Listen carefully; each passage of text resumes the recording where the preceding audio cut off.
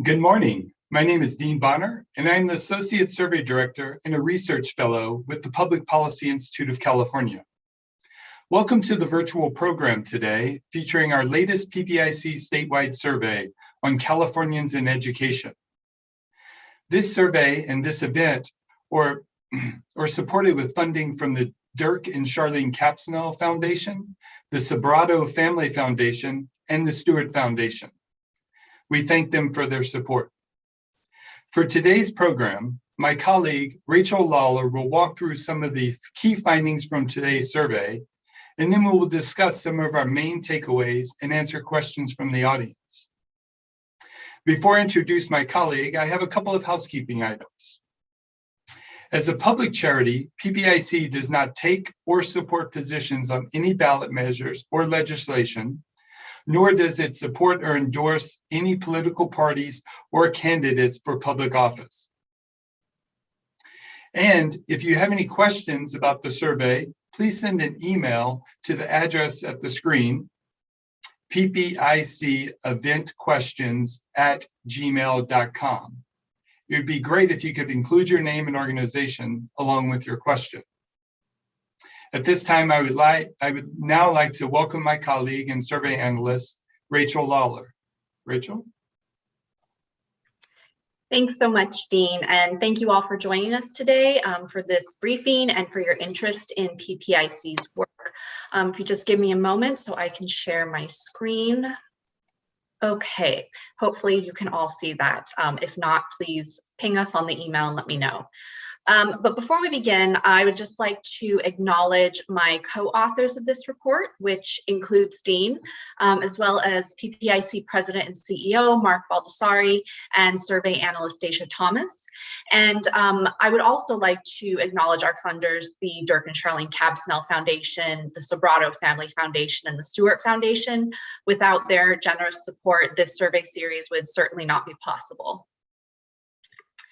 So as Dean mentioned, this survey is part of our Californians and Education series, which is now in its 18th year. And the survey has covered numerous local, state, and national issues related to education since 2004. And for those of you who might be joining us for the first time and are unfamiliar with the PPIC statewide survey, its mission is to provide timely, relevant, nonpartisan data on political, social, and economic opinions, which we hope will then be used to help inform and improve state policymaking, raise awareness, and encourage discussion. And the PPIC survey covers public perceptions, attitudes, and policy preferences, in this instance, all related to K-12 education in the state. And since the start of the survey, PPIC has provided a voice for over 380,000 Californians on nearly 200 general issue specific and regional surveys. So this particular survey was conducted online from March 30th through April 13th using the Ipsos Knowledge Panel, and interviews were conducted in either English, Spanish, Chinese, Korean, or Vietnamese according to the respondents' preferences. And our sample includes just under 1,600 California adults. And of that total sample, we have identified 1,059 of those respondents as voters. And the margin of sampling error is 3.3% for all adults and 3.9% for likely voters. Our sample also includes 424 parents of children under the age of 18, 342 parents of school-age children, and 307 public school parents. So to start off, we're going to take a look at approval ratings for Governor Newsom's handling of K-12 education in California. And we find that solid majorities of adults and public school parents approve of the governor on this issue, and majorities have approved since he took office in 2019. Public school parents are somewhat more likely to approve of the governor this year than they were last year, while views among adults have remained similar. Unsurprisingly, there is a partisan divide on approval, with 83% of Democrats and 53% of independents approving, compared to 78% of Republicans who disapprove. And although we find majorities across regions approving of Governor Newsom on education, approval is higher in the coastal regions than it is in the more inland areas. Across racial ethnic groups, we find that solid majorities of African Americans, Latinos, and Asian Americans approve of the governor compared to half of whites. And we also find that majorities across age, gender, education, income, and home ownership groups approve of how Governor Newsom is handling K-12 education. And when asked about the direction of California's public education system, 57% of adults and 70% of public school parents believe it is going in the right direction, while 4 in 10 adults and 3 in 10 public school parents say it's going in the wrong direction. And public school parents are somewhat more likely to hold this view today than they were last April, when just 61% said that things were going in the right direction. So it looks like some of the frustrations that perhaps many parents were feeling in the past couple of years surrounding distance and virtual learning might be waning a little bit now that schools are open again and things are relatively normal in comparison to the last couple of years. Today, we do find an overwhelming majority of Democrats saying right direction, while most Republicans and half of independents think K-12 education is going in the wrong direction. And across regions, majorities in LA, the San Francisco Bay Area, and Orange and San Diego say right direction, while residents in the Central Valley and Inland Empire are divided. And finally, more than 6 in 10 Asian Americans, African Americans, and Latino say it's going in the right direction, while whites are much more divided on this issue. And one of the biggest education-related concerns during the pandemic was the potential for many children to fall behind academically during distance learning. And now that students have been back in the classroom in person for several months, parents and teachers are getting a better understanding of the impact that COVID has had on student learning. And so we asked parents of school-age children whether or not their youngest school-age child had fallen behind academically, and if so, how much. And we find that parents say their child has fallen behind academically during COVID, although more say that they've fallen behind just a little bit rather than a lot. Conversely, we find a slim majority of parents saying their child has not fallen behind. And if we look at the data among demographic groups, we find that whites are much less likely than Latinos to say their child has fallen behind, and parents with higher educational attainment and higher incomes are also much less likely to say that their child has fallen behind than parents who are not college graduates or who have lower incomes. And lastly, we also found that 24%, women are more than twice as likely as men at 11% to say that their child has fallen behind a lot.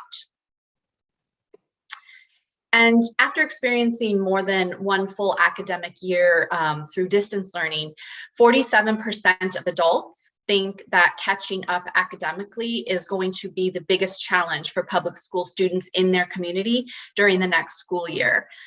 1 in 3 think that dealing with the social emotional impacts of the pandemic will be the biggest challenge, while 18% think it's going to be readjusting to regular school schedules and routines. Among public school parents, they're a bit more divided on this question, with 45% saying catching up academically is going to be the biggest challenge versus 40% who think it's going to be the social emotional impacts, and just 19% say readjusting to regular schedules. Among partisans, we find that Republicans and independents more often say catching up academically will be the biggest challenge, while Democrats are evenly split between academics and the social emotional impacts. And catching up academically is mentioned by more than 4 in 10 across the state's major regions and all of the demographic groups that we capture, and that makes it the most frequently selected answer among all of these different cohorts. And as of March 11th, California students are no longer required to wear masks in school, with the state instead strongly recommending masking instead of mandating it.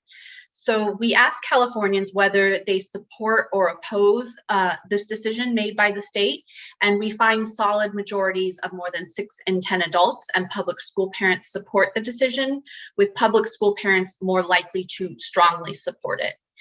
And this is actually one question where we see partisan agreement. We find 77% of Republicans, 59% of independents, and 55% of Democrats in support of the state's decision, although Republicans are far more likely to be strongly supportive of it. And across racial ethnic groups, African Americans, Latinos, and whites support the decision, while a majority of Asian Americans oppose it. And we also find Latinos and whites are more likely to strongly support not requiring masking than are African Americans. And lastly, most across gender, age, education, income, and home ownership groups support the state's decision, with Californians aged 35 and older being much more likely than younger adults to strongly support it. And moving on to take a look at how Californians view their local public schools. And when it comes to the quality of the public schools in their neighborhood, half of adults and 63% of public school parents would give their schools an A or B grade. And responses among all adults were similar last April.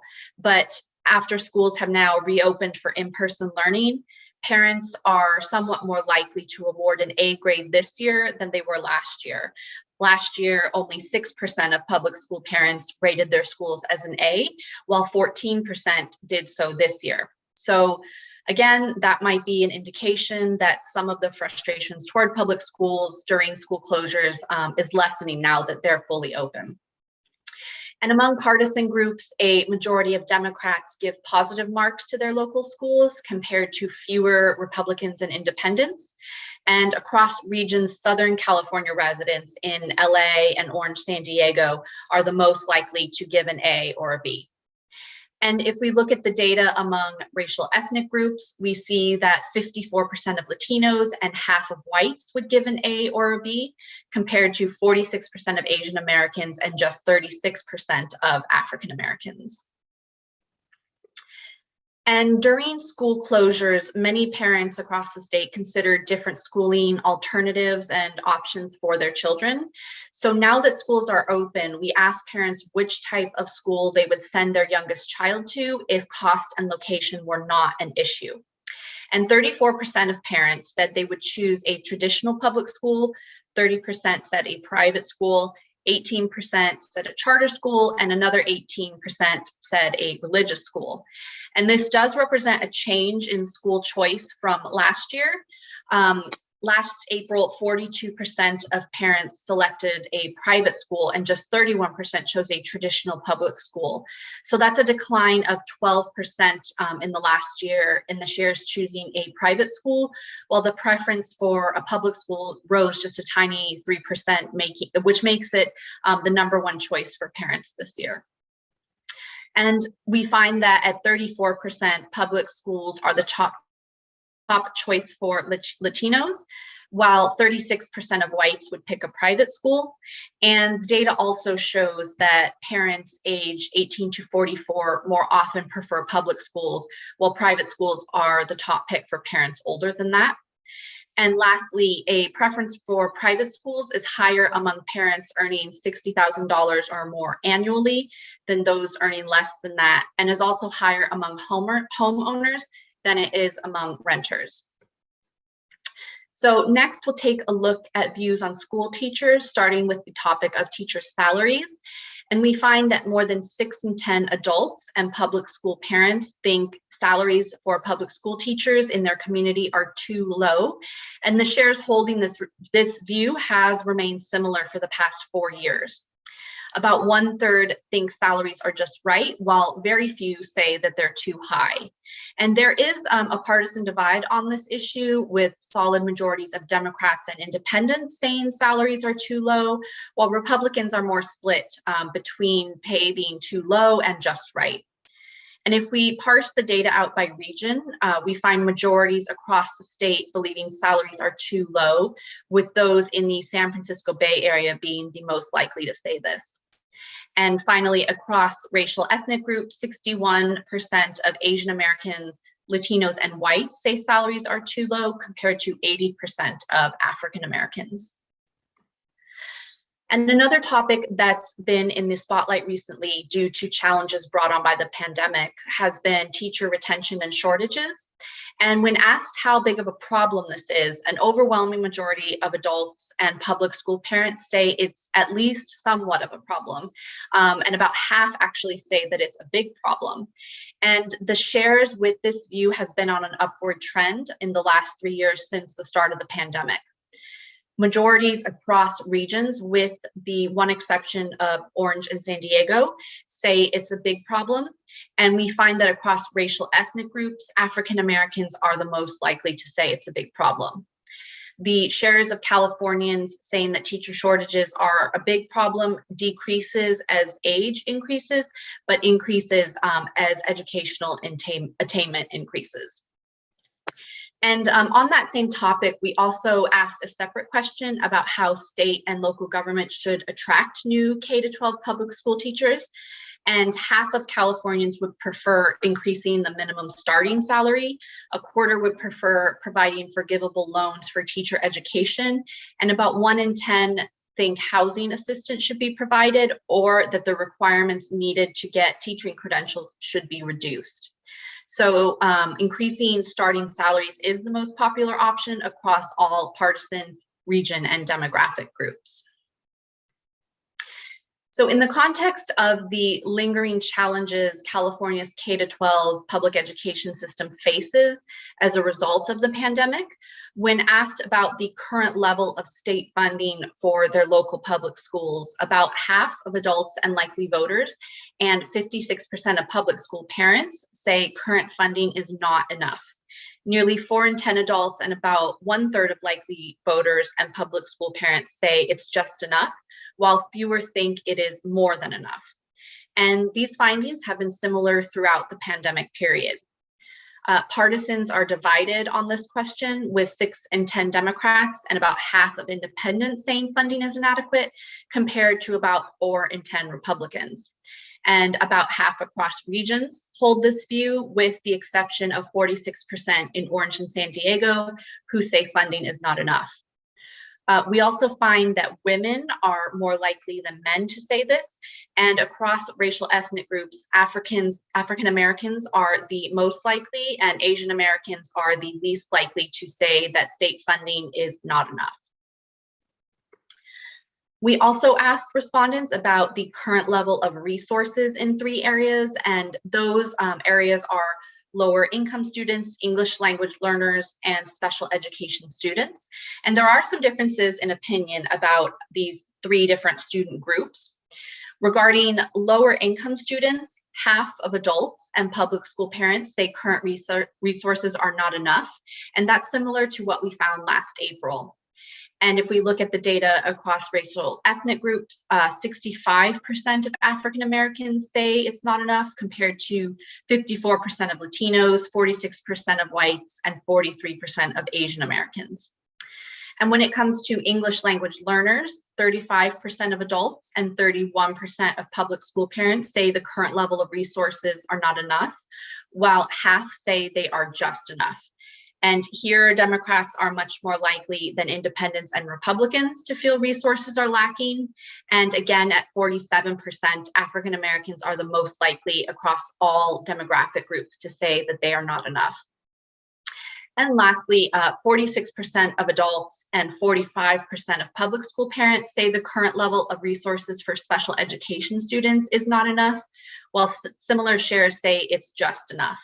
And once again, at 58%, we find African Americans are the most likely to say current resources are inadequate, although majorities of Democrats, Inland Empire residents, 18 to 34-year-olds, and lower income Californians also hold this view.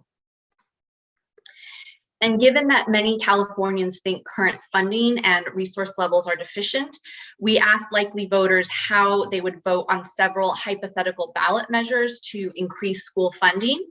And on a state bond measure to pay for school construction projects, 56% of likely voters would vote yes, while 54% would vote yes on a local bond measure for school construction. And these bonds require 55% majority to pass. So currently the share of yes votes sits right at that threshold. About half or more across regions and across all demographic groups support both of these hypothetical measures. However, and perhaps unsurprisingly, there are partisan differences, with about 3 in 4 Democrats and majorities of independents and 3 in 4 Democrats and majorities of independents expressing support, compared to fewer than 4 in 10 Republicans. And support for these measures declines as income increases, and across racial ethnic groups, African Americans and Latinos are more supportive than are Asian Americans and whites. And it's a little bit of a different story when it comes to a local parcel tax increase for local public schools, which require a 2/3 majority to pass. And as you can see, among likely voters, such an increase falls well short of that threshold, with 57% voting no and just 42% voting yes. And we only find majority support among Democrats, African Americans, and public school parents. And even among those 3 groups, support fails to reach the 2/3 requirement. So in general, Californians express higher support for construction bonds than local parcel tax increases at this time.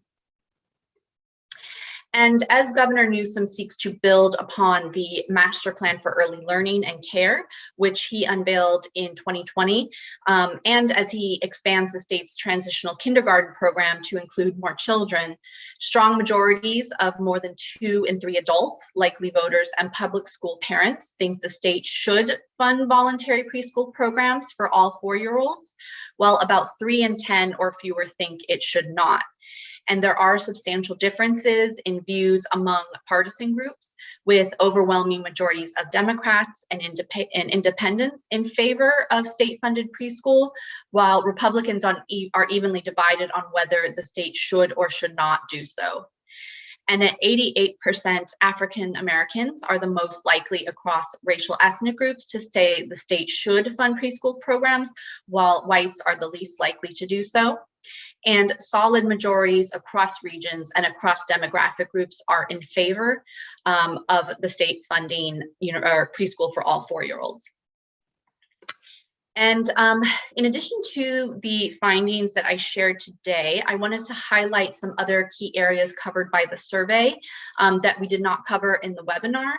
And those are views on the quality of K-12 public education in California, opinions on the local control funding formula.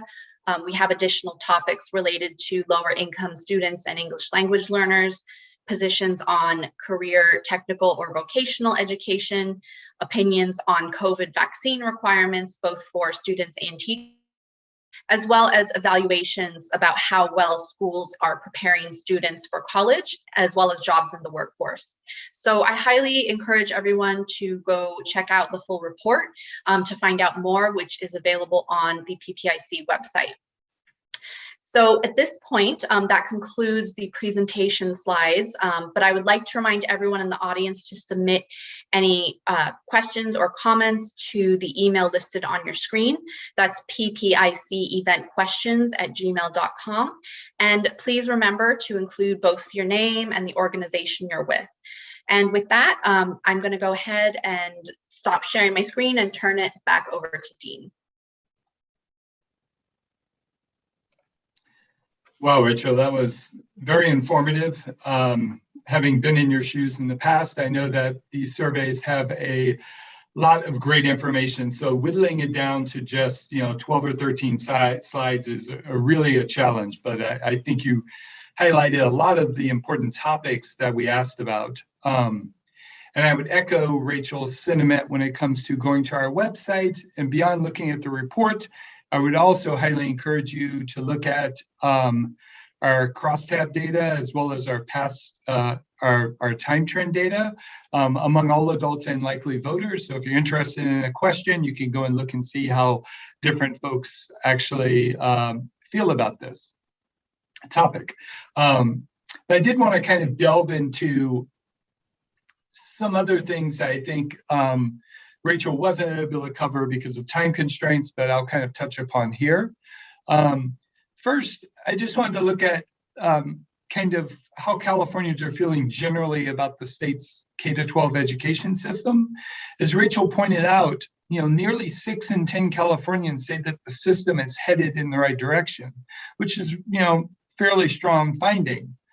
However, we also asked a couple of other questions specifically about the quality of the education system, the K-12 public education system. And it's notable that for the last couple of years, we've actually found that about 4 in 10 Californians have actually said that the quality of education has gotten worse in the past few years. So that's a pretty noteworthy finding. We also find that about 4 in 10 also say that it stayed the same. And so they're kind of divided on this, with few saying that it's improved in the past few years. And when we ask about if the quality of education in the state's public schools is a problem, we find that actually more than 8 in 10 say that it is a problem today. However, just 1 in 3 call it a big problem. So now we have nearly 6 in 10 saying things are heading in the right direction, 4 in 10 saying that things are worse in the system, as well as 8 in 10 saying that the quality is a problem. These findings might appear somewhat contradictory, and so I decided to do a little digging. And what's interesting is that, while most of the folks who say that the quality has gotten worse say that the direction of the system is headed in the wrong direction, we actually find that most people, nearly 8 in 10, who say that the quality has stayed the same, actually think things are headed in the right direction. And similarly, among those who call the quality of education a big problem, most do say it's headed in the wrong direction. But among those who call it somewhat of a problem, we find that most, actually nearly 7 in 10 in this case, say that the system is headed in the right direction. And so while we don't ask why people feel this way or that way, you can imagine that some folks might be more positive about the overall direction given the impact of the pandemic. So they might say it's not gotten better, or they might say that it's a problem, but maybe it's headed in the right direction. What's clear is that regardless of how the question is asked, big problem, right direction, improved, gotten worse, what we do find is some consistencies. First, public school parents are much more positive on all of these questions than adults, and that there's a wide partisan divide when it comes to all of these questions. And speaking of the pandemic, Rachel highlighted this important finding among adults when it comes to the biggest challenge for students post-pandemic. But I do think it's noteworthy to mention a couple of findings when looking at this question among parents of school-age children. These parents were slightly more likely than adults to mention the social emotional impacts. However, a plurality actually still did say that catching up academically should be a focus. And it is noteworthy that parents with lower incomes, as well as those with less education, are much more likely than others to say that catching up academically is where the focus should be. And these views of parents on the post-pandemic challenges, along with our findings on kids falling behind academically, seem to mesh with the real-life data that we have regarding the inequitable impact of the pandemic on student learning. And prior to the pandemic, there were concerns about outcomes among lower income students and ELL students. And we know that the pandemic has only exacerbated these concerns. So it's notable that strong majorities of Californians express concern when asked if ELL students and lower income students have fallen behind further during the pandemic. And paired with this elevated level of concern about them falling behind, we also find continued support for the local control funding formula, which provides extra assistance to districts with more ELL and lower income students. Additionally, we find strong support for providing more funding and extra assistance for ELL students. At this point in time, I'd just like to remind everyone that if you have a question, I encourage you to send the email to ppiceventquestions@gmail.com. So with that, Rachel, let's begin with the question that came in, and it's about, let's see, I'll just read it. Throughout the pandemic, views have often been quite polarized on school policies that aim to control COVID spread. What does your survey say about this divide? Are there any areas in which there are agreement across partisan groups? Yeah. Sure. So I think that's a great question. I don't think it's any surprise that on most questions we ask in our surveys about COVID policies or many other policies, whether they're aimed at schools or in general, we typically find a partisan divide in opinions. Dean just mentioned that, and as I'm sure you all heard, I often said during the presentation that partisans are divided. So in this survey, as it relates to COVID, there is a divide on questions I didn't present the results for, but on requiring COVID vaccines for students and teachers, where we find majorities of Democrats and independents are supportive of requiring these vaccines if they're approved by the FDA, while most Republicans are opposed to that. However, as I previously discussed, we do see agreement across partisan groups when it comes to masks and the state's decision to no longer require them in schools. Again, 55% of Democrats, 77% of Republicans, and 59% of independents support the decision. Although, again, we do find Republicans tend to be more strong in their sentiment in their support for it. So it's rare to see partisan agreement in our surveys on any issues, not just COVID, but in this case, we do find that when it comes to masking in schools. Yeah, that's a very good point. And when it comes to the vaccines, where we see the biggest difference is really when it comes to the strength of supporting these measures. You know, Democrats much more likely to strongly support, agreeing that vaccines should be required for kids and for teachers. So there's really a wide divide there when it comes to some of these questions around this. The second question we have is about California's state budget, and it's currently benefiting from strong revenues. The legislature put out some pretty optimistic surplus numbers today, and the question is, what does the survey say about where Californians might want to see new or additional investments in K12 education?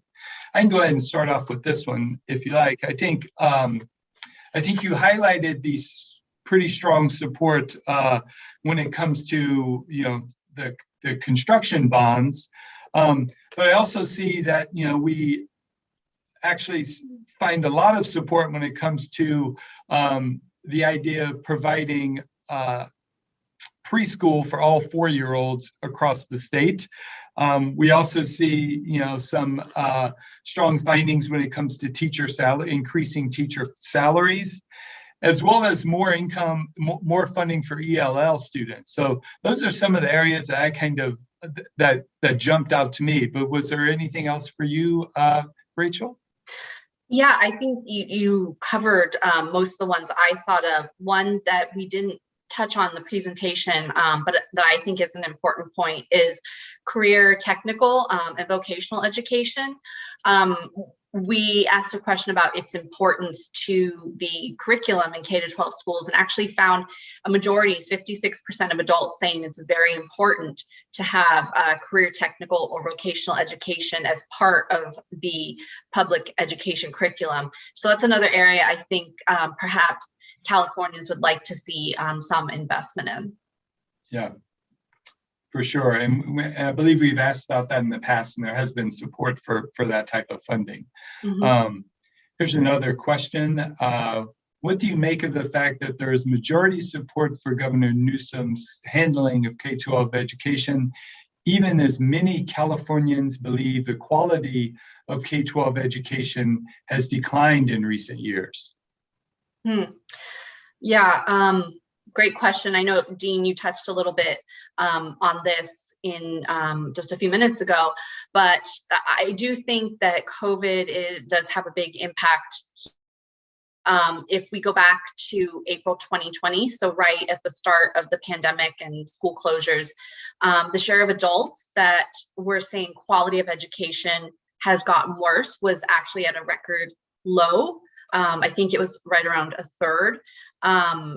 Since we had started asking that question, it was at a record low. And then in the last 2 years since the pandemic and school closures, that number rose to 44% last year, and then 42% today. So I think the effects of distance learning and the perceptions that kids are falling behind, it's not as effective as in-person schooling, is having an impact here. And if we look at the governor's approval on education, it was at a record high in April of 2020. So although we still see a majority approving today, it's definitely gone down a bit since then.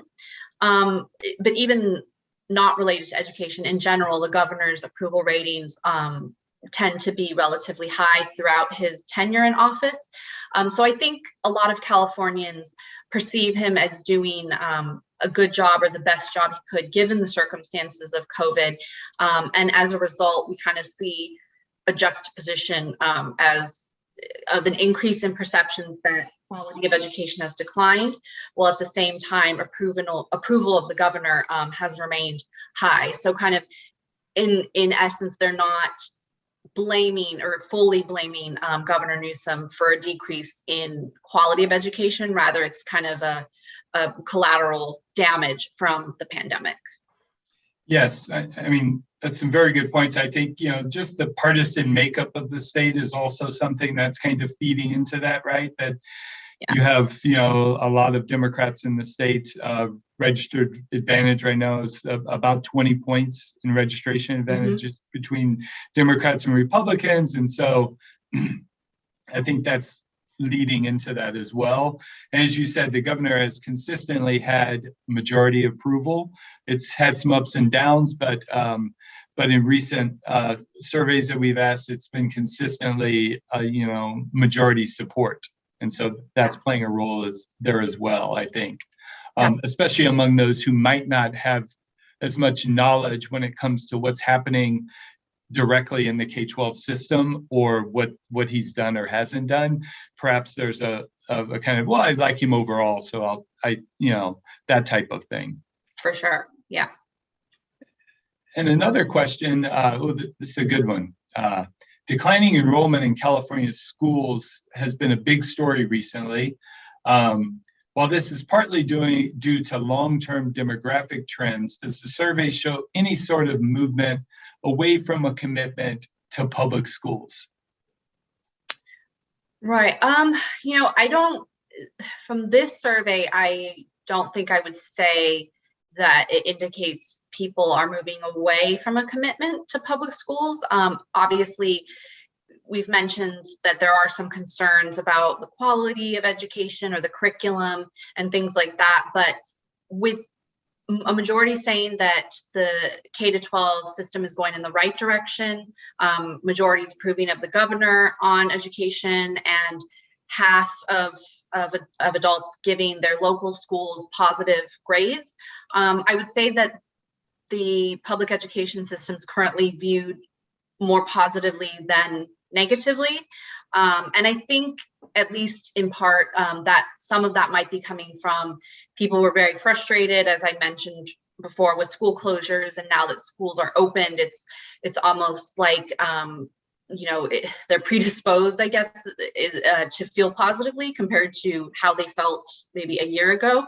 I also want to mention that, and I talked about this during the presentation, that there is some evidence, at least among parents, that suggests people are potentially gravitating back towards public schools rather than other school types. If you remember, I talked about an increase last year in the share of parents who would send their child to private schools, but that has declined 12% by 12% this year, and traditional public schools are again at the top choice for parents, while last year it was private schools. So again, I think this is partially related to COVID frustration and kind of an easing of tension again, or with public schools now that they're reopened. Yeah, no, that's a good point. I mean, I can speak from personal experience that, private schools were being considered as schools were not open. And so it is something that seems to have bounced back somewhat. Another audience question. Given the pretty surprising numbers about which kind of school parents would send their kids to, the number who chose public schools was below half, far below half. How do you square that results with parents that think K-12 public education is going in the right direction? Interesting question. I think, one is kind of, what do you actually think of what's happening with the system? And the other is kind of, what would you do with your specific child if location and money was not a choice? And so it's a little bit different types of questions. I would add that, while I think it was about 34% of parents said that they would choose a public school, there was another 18% who said a charter school, which is, slightly different, but not necessarily quite to the religious or private school realm. They do receive public funding. And so perhaps that's kind of, playing a role there. But I do think, like, the hypothetical questions are different than, what do you think about what's happening now? And so that's kind of what I would say. Any thoughts on that, Rachel? I think that's right, Dean. I was just going to say, I think in this case, perhaps two things can be true. You could say, yeah, I think that public education is going in the right direction, maybe compared to where it's been in the past, but I might think that, but still my preference would be a religious school if I because they teach this or they teach that. So I think you can both have a preference for another type of school while also thinking that things are going in the right direction. Yep. Yeah. Time for one last question. Did the survey ask about how much the public holds the governor responsible for K-12 education versus the superintendent of public instruction? And does this change the public's support for how education has been handled during the pandemic? It's not something that we delved into in the past. I think we've asked about the superintendent of public instruction. I think, many people probably think that the governor is making a lot of the policy when it comes to this, and that he's kind of, directing the kind of overall kind of policy, and less so about the superintendent of public instruction. But we do know that there is this superintendent, and they do have a lot of power, but I'm just not sure that A, that's not something we necessarily asked about, and B, I'm not sure that the average Californian or even California parent might kind of get into kind of who's responsible or who should I hold accountable, the governor versus the superintendent of public instruction. Yeah, I agree. Yeah. Well, with that, I would like to say thank everyone for joining us today. We've reached the end of our program. Rachel, thank you for your presentation. It was extremely informative. I would also like to thank our survey funders again. We legitimately could not do this without their support. And finally, thanks to all of you for joining us online today. If you did pre-register for this event, later today you will receive a survey. We would really appreciate you taking a couple of minutes to respond to let us know how we did. As a surveyist, I think that's an important element of this to give us some feedback. And with that, please everyone be safe and enjoy the rest of your afternoon. Take care.